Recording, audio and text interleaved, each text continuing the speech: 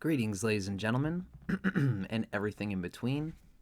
Nice to see you. My name is Dustin Cormier, and welcome to another episode of How to Rock Astrology. Today, we are continuing our series talking about our debilitated moon in Scorpio personality. In particular, today, I should say, if you are interested in hearing more about the Scorpio moon personality and all the trouble that being debilitated can cause, feel free to check out my Moon in Scorpio video. In that video, I underline the fact that I make a really big point that astrology is not as fatalistic as many people tend to make it out to be. We can have tendencies, and we need to align those tendencies with the true meaning of soul fulfillment that all humans crave. And especially when it comes to love with Venus and the moon, that fulfillment comes from bonding what we are with other souls, or at least an entanglement of soul that has been a part of us. I'm the kind of person who believes that a soulmate is not one person who's bound to be the only twin flame that you've ever had. I believe that my cats are soulmates of mine. I've done karma with them, and they've done karma with me. We've helped each other, and that is a soul entanglement that might have happened, for all I know, in past lives. It's a continuation. But just because you have soulmates, I believe my mother's a soulmate, my sister, my family, and everything. Just because these people are soulmates doesn't mean that they are the person who's meant to be my marriage and relationship partner for my whole life, right? So with that being said, this is with the moon in Scorpio. This is somebody who needs to find soul bonding and communion with the soul inside themselves and in the world around them, and blending it through who they are, not what they do. This is the trick with this person with Venus in Leo, who really wants to be appreciated for what they do and what they get and what they are and what they have. And especially the moon in Scorpio is an ambitious person who wants to be. Essentially, what I talk about in that video is I really talk all about the moon and how the moon in Scorpio is debilitated. The moon is supposed to make things easy by associating with things in the universe that makes 1 + 1 = 3. It's the magic of the Svadhisthana chakra, the second chakra, the water chakra. Essentially, the water chakra is supposed to douse the Manipura chakra, the third chakra, the fire chakra. And what I want to say here is that all the things that we talk about with the moon in Scorpio, that I'm going to talk about in this video, is ultimately, it's not fatalistic. Consider also that just because your moon is debilitated in Scorpio, it has other ways that can give you strength and support to the moon. For example, if the moon is close to a full moon, it gets a little bit more strength, as opposed to being close to the new moon. Also, if it's waxing, it gains strength. The ideal place for the moon is like the 5th or the 6th house from the sun, or actually being in the full moon position. But you don't want to go over the actual 7th axis. But even if you do, at least it's full, right? The further it gets from being full, the worse.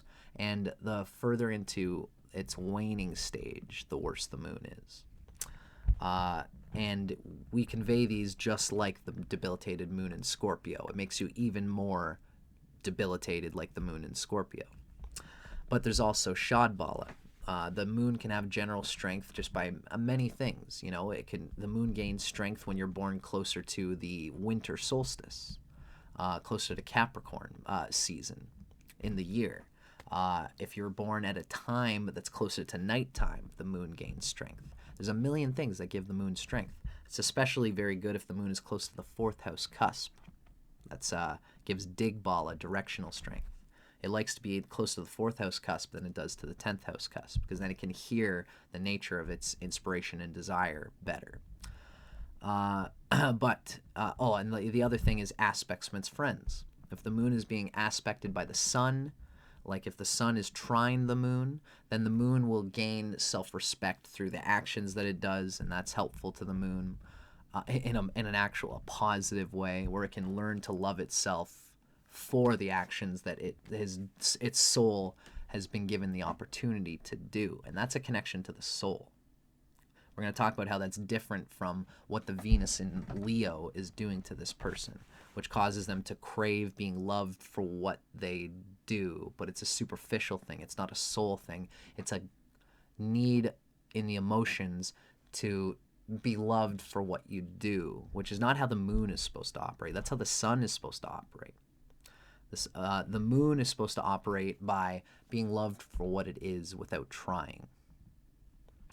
Then you can work smarter, not harder, by being intelligent about knowing what your soul is and knowing that you can be loved by someone just by the way you sip your coffee, just by the fact that you love certain movies and culture and music, and you can find somebody who shares a similar wavelength of wanting to do these things. This is how the moon is supposed to operate. And at some level, you are somebody who's going to probably find people who likes to be busy and to do things with you, to build towards big ambitions, possibly even just being respected for the work that you've done, having a career, even being a person of status at some level. The devastating and sort of contradictory, odd, ironic caveat of this position is that that is part of who you are. You do want to be someone who is appreciated for what you are and for what you do and what you acquire. But you essentially can't let this obstruct the soul bonding that is supposed to happen first. You're supposed to meet a person at the deep soul bonding level first because they resonate with your soul, someone you can actually see yourself growing with and through. Not, like you have to see them from the bottom up, including when they're moody. You have to accept someone at their worst in order to get their best. And you have to be vulnerable enough and secure enough to be loved for who you are at your worst and your best, and to go through those moods and still feel like you are secure enough to be with someone when you're in a bad mood. Okay? And I'm gonna try to talk about that too. But essentially what I want to convey here is that through Shadbala, through aspects from its friends, aspects from Venus, which is another friend of the moon. Sorry. I wish I didn't say that. Venus is neutral to the moon, but Mercury. If Mercury is in a trine or opposite the moon, then Mercury allows the moon to communicate about the goodness that it seeks. So Mercury as a friend in aspect can help. Jupiter is the great benefic, and if Jupiter is in trine the moon, it helps the moon out a lot as well. So there's all these things that make it so that just because you have a debilitated moon, you can still endeavor using all of your tactics that are available in your energy field to learn what value you have and what good you are without trying. So that someone can love you and you don't have to perform for them. You don't need to have a fancy car. You don't need to have a great taste in music and movies. You probably try to have all these things for other people, but it's ironic that you at some level push that so much that you might not actually know what you really love, what you really deeply enjoy going through, because you seek other people, you seek their affection through your actions and through your love for things. And if someone loves the fact that you vaguely watched a movie and talked about it, and you'll go, oh, you like that? Oh, wow, I like a lot of stuff like that, like I like these movies, and you can get pulled into a whole wavelength of culture that's not really fitted to your soul bones because you wanted to do it because this person gave you this vague idea that they like that. And you're the type of person who can get really wrapped up in the soul experience of being loved by someone that you respect and appreciate. That's the Venus in Leo that we're going to talk about. It's almost like that desire to be with someone and to be appreciated and affectionate, to receive affection from someone who you respect, who has an authority or an inner soul authority that you deeply appreciate.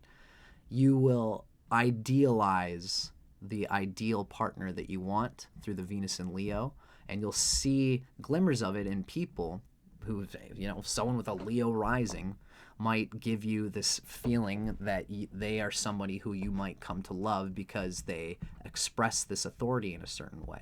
And you'll fall in love with them, and they will give you vague semblances of like, oh, you like that? I like this too. And you'll go, oh yeah, I must like that because you like that. So I can make myself like that. And ultimately, you don't actually listen to your inner heart of what you would be interested in for your own sake.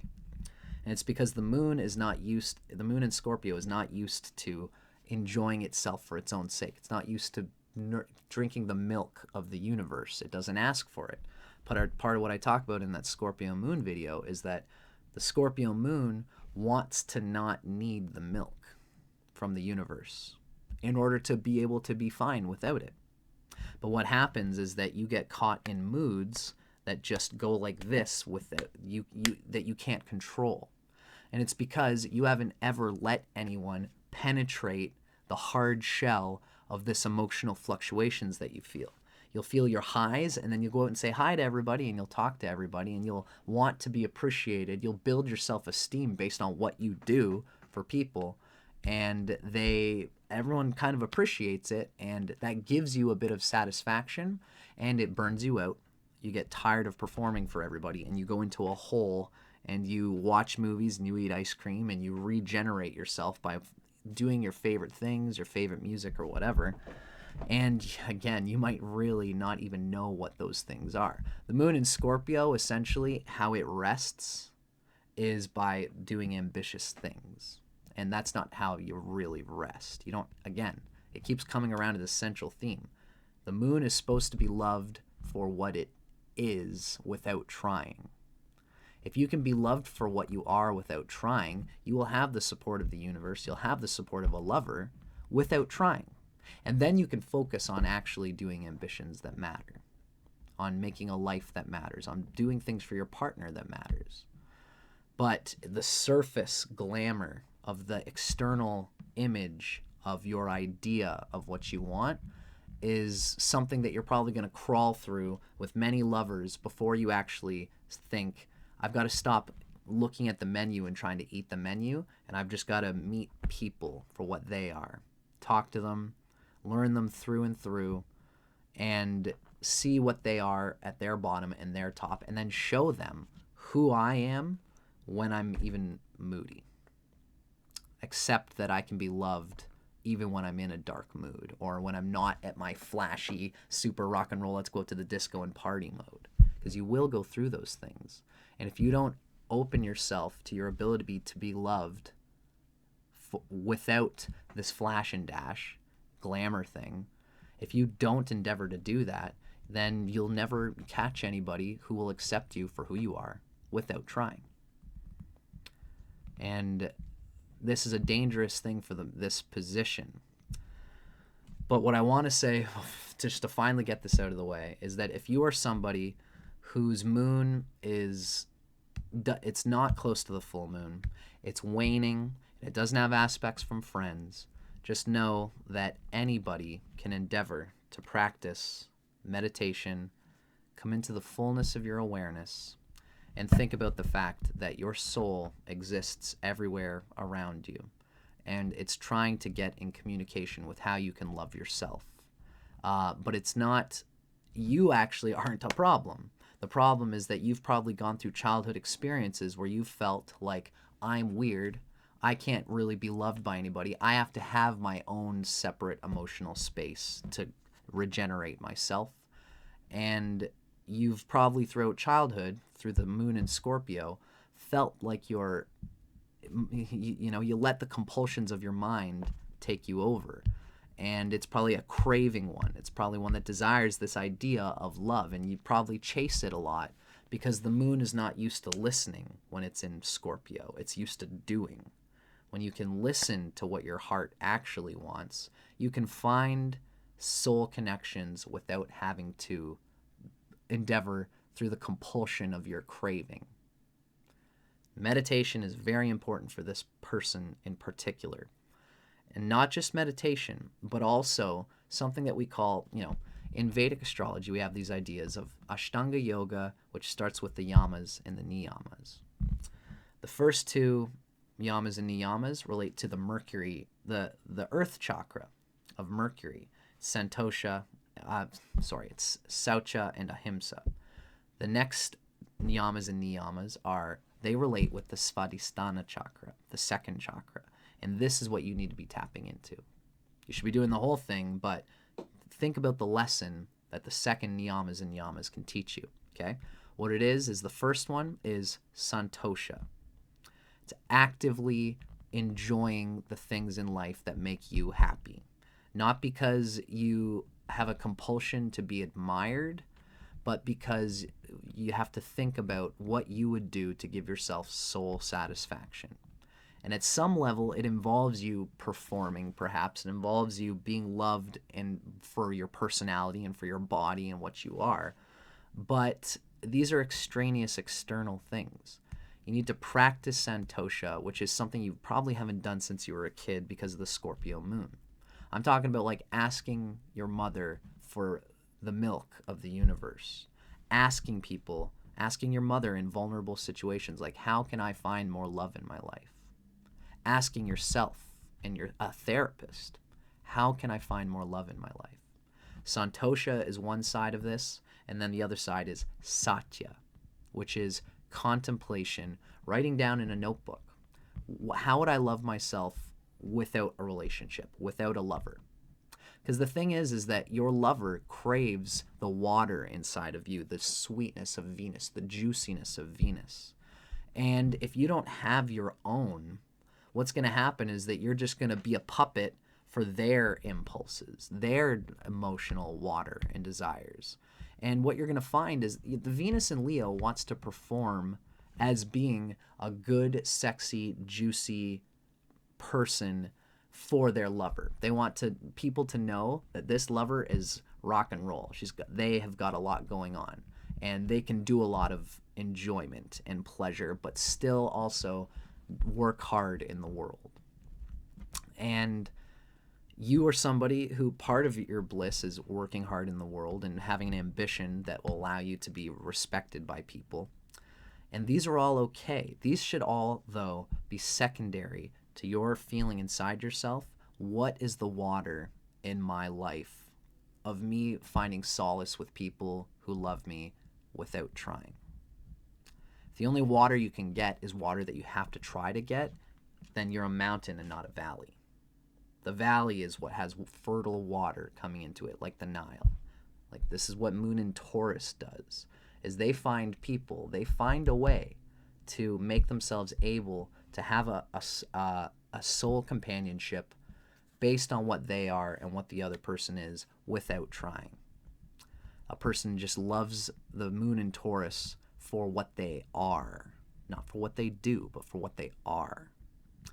And this is something that you've never thought about how you could make that happen. You don't actively put in time to think about what value you have at a sentimental way to people once you've come home from work.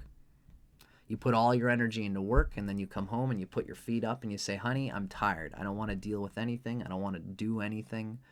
And that's this Moon in Scorpio energy puts it all into work, and then is either fake and kind of like, putting on a show when you go out to the disco and hang out with your lover, or in those moments when you have been working hard for your 10 hours to try and be ambitious and do whatever you got to do, you come down and you find that your vitals, your kidney and adrenaline glands have been pooched. So now you have to go and try to be this rock and roll person for your partner, and they burn you out just as much as your job burns you out, because you put out there like that's what you have to do in order to be loved.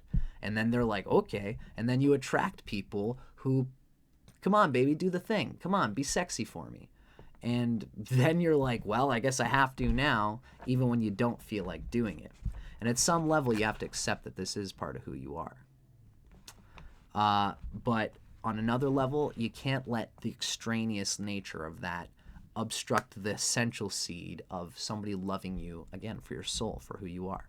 This performance nature that you have that you perform in order to garner emotional satisfaction by being respected for what you do, this can be a wonderful lover. This is the opportunity, really. You can be the most versatile, clever person at doing things to entertain your lover.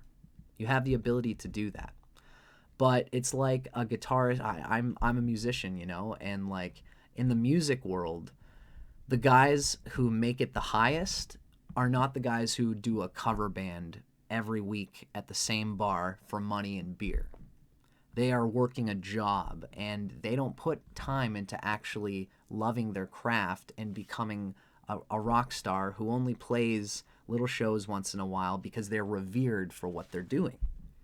If you're just doing cover band songs, just doing the monkey dance for that little bit of satisfaction for your partner, you're never going to be the rock star who has the vitals and energy to think about clever, delicious ways of satisfying you and your partner in order to ultimately engender more trust, more water, more enjoyment in the soul for the two of you. That is what is the ideal picture here, is that you are not a musician who plays for scraps and beer money at every little bar every other day. You want to be the lover who has a life and a soul connection with a meaningful life purpose first. You know, whatever you have to do with your lover or with yourself or with your polyamorous lovers, however this manifests, you have to have meaning and fulfillment in a life that's full of water for yourself first. Then once you get that, your very entertaining, flashy ways will be a wonderful lover and a fun lover. But don't let the attachment to the fun become overblown and idealistic. And especially, you know, you'll probably find that at first in your life, you'll get lovers who don't actually love you for who you are. They love you for the dance. And you put this out there because you don't feel that you're worth loving. You don't feel like you can possibly entertain a lover without your makeup on when it's 7 p.m. Your husband or your wife comes home from doing their job and they put their feet up and they're like, "Oh, baby, I just want to chill today. You know, what do you want to do? Do you want to hang out and just chat?" And you'll feel like, ugh, like, I don't know how to do that. I'm not interesting. I'm only interesting when I'm super flashed out rock and roll, whatever. You know what I mean? And it's those moments that you can channel the enjoyment of what you are, the juiciness of what you are, but don't overblow it. Don't feel like you have to do it all the time, because even your lover is going to get tired of it. So you're going to either attract a lover who doesn't love you for your ups and your downs, who doesn't accept you when you're not putting on a performance. You'll find a lover who is just, ring, come on, baby, come on, do the dance. And because you don't feel worthy of a love that doesn't expect that. That's the lower vibration. The next vibration is when you find a lover who loves you for everything that you are. They love your family. They love the friends you hang out with. Your job is something that they appreciate and respect, and they just want to hang out with you and love you. At that point, you have to accept that these elements in yourself are worth loving, and practice satya and santosha. Understand and accept that there are parts of yourself that are worth loving for who you are without trying. Get out a notebook and write about these things. I especially recommend this if you don't have any of the support to the moon that I mentioned, or if you don't have support to your Venus. If you do have support, if your moon's close to full moon, if it's waxing, if it has support from its friends, the sun and Mercury, or if it's got an aspect from Jupiter, then you might have things that you can say, "Oh, look, I have things that somebody can love. I have funny stories. I have witticisms. I have parts of my personality that someone can enjoy without me trying. It just comes out of me naturally. And I am worthy of being loved for these values and things that I have. Even though at some level you'll deeply feel like I'm not enough. I still got to do more."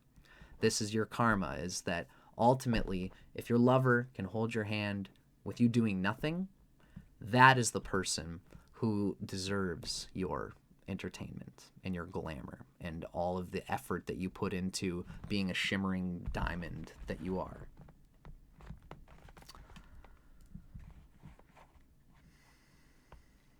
This is an energy that tends to be strong and dominant and kind of domineering, and can even be kind of kinky in this sort of sense. But you feel difficulty, again, for being loved, receiving love for what you are without trying. So this is just part of the nature of this person.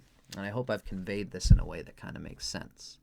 Ultimately, you are somebody who this glamorous sort of like doing and acquiring in order to be appreciated is something that is okay as long as you find and understand that you are the sun as well. You have a soul that's worth loving in yourself as well. Once you can channel that and start wielding that and actually seeking the love that's worthy of you, if you got to go through therapy to get to that place, do what you got to do. But ultimately, also for this person, I find it's important to have love outside of whoever you're dating and trying to build a relationship with. Because then you will experience, and you'll even kind of dance for them and sort of be this person that people probably love.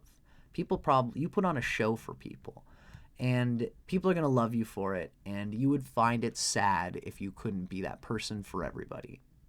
And this is part of what you have to realize is that that's only a bad thing if it obstructs the real Jupiterian sound of Om that is perpetuating inside your mind. There is a still peace that is within you, and you have to turn off the radio static, meditate, turn off the desiring craving of your mind in order to see what that is.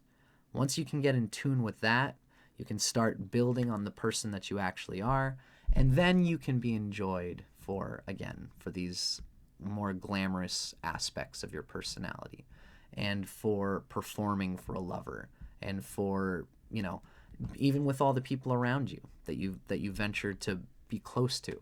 You can give them those sweet little, the Tinkerbell, fun, exciting party person way that you are, and they will admire it at your pace if you accept that your pace is okay and that you don't have to give it out to people all the time.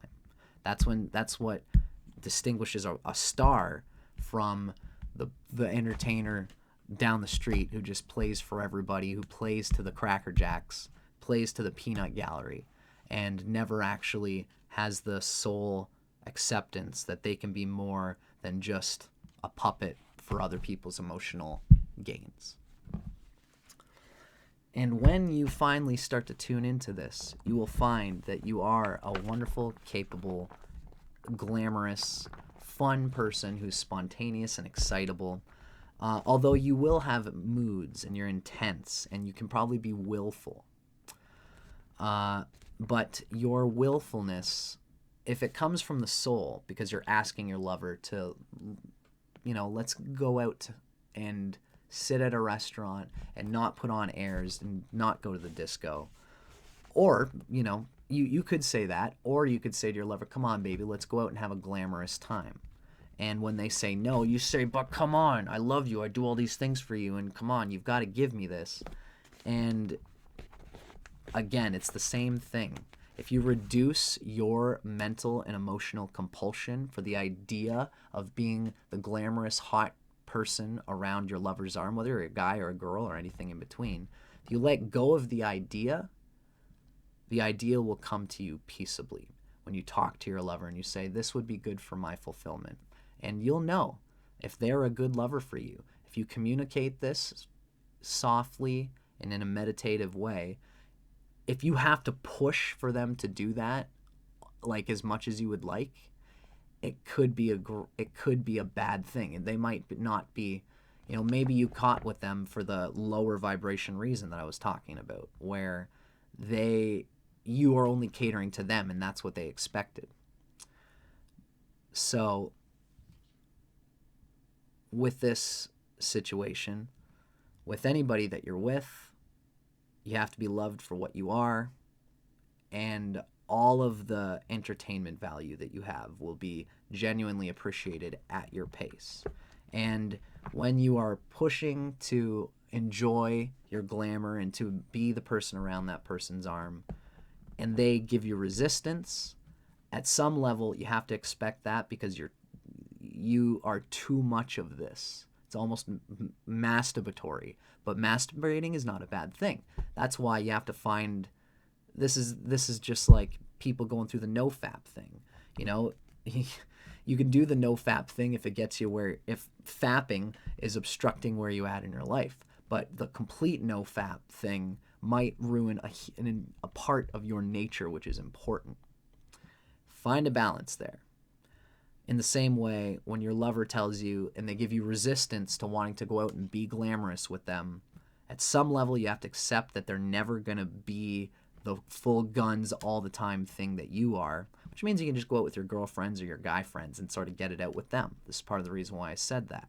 So that when you're with your lover, you can apply just the right amount of living the glamorous soul connection with this partner and being the sexy, wonderful, magnetic thing that you want to be for that partner in appropriate, realistic ways. The only way you'll do that is if you're not too willful about it. If you meditate and let go of the attachment to the ideal, then the ideal will come.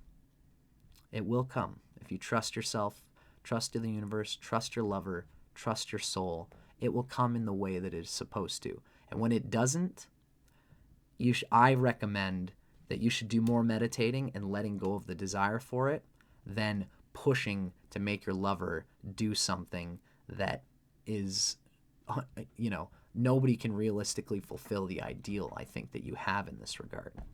And if you've got a good moon and if you've got a good Venus, you will tap into that reality and get a soul lover who gives you just enough of it. If you don't have a good moon and a good Venus, you have to put in a little bit more time into detaching yourself from the ideal. Simple as that. In any case, however this works out, when you finally do get to do your sweet little cute little dance, or in the guys, if this is a guy, and to show your lady a night on the town in a way that makes you feel like you've got things going on, like people see the two of you as this hot power couple, whatever it is, when you finally make this happen, you will display the characteristics that we are going to talk about here. This is Erotic Astrology by Phyllis Vega, and this is us talking about Moon in Scorpio with Venus in Leo when they get to be the fun, glamorous lover that they want to be. Moon in Scorpio, Venus in Leo. You are an intense and determined person, and nothing stops you from getting what you want.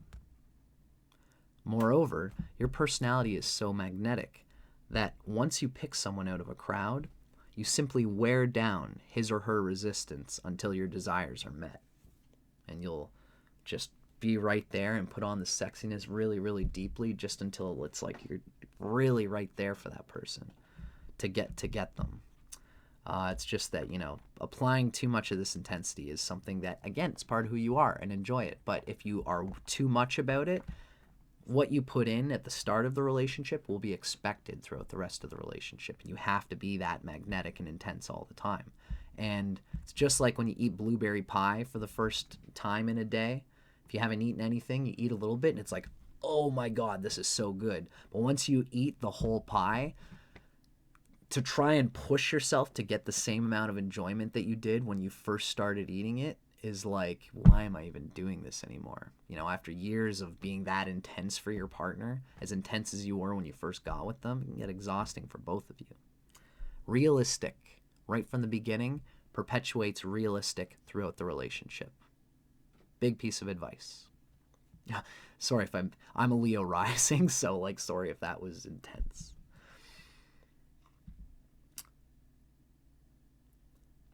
I like to give this advice from a place of me talking about astrology, not from being, I don't know. I hope you see where I'm coming from with this. But anyway. Of course, you're so sexy that it's a rare individual who fails to respond to your appeal. You probably have an internal soul sexiness So don't be too dismayed about putting on the right amount of makeup and making everything externally just so perfect. You could be somebody who is this type of person and can overblow it. You know, do it the right amount in a realistic way so that whatever you attract a person through, if you put on too much right at the beginning, that's what's going to be expected, or it's going to be a disappointment when you're hanging out with them at home and you're not all dolled up, right? This is just something to think about. Once you're involved, you're sensuous, generous, and giving. And no lover is likely to have cause to complain about your performance between the sheets, because you're looking to really rock and roll it. And this is the funny thing, the one piece of saving grace that someone with this combination has is that you have to ultimately reel all of that back. Pull it all back, and just you'll be like a drawstring of a bow that's ready to snap, and just pull it all back and just hold that there. And be that for your lover, and keep that wound up for your lover. And if you do it and you're there and you're like, hey baby, you want to do the thing? Lover says, nah honey, I don't feel like it. Okay, I accept it. Keep that wire string taut, because when you finally do get to do the thing with your lover, boom, it's going to be a one hell of a ride.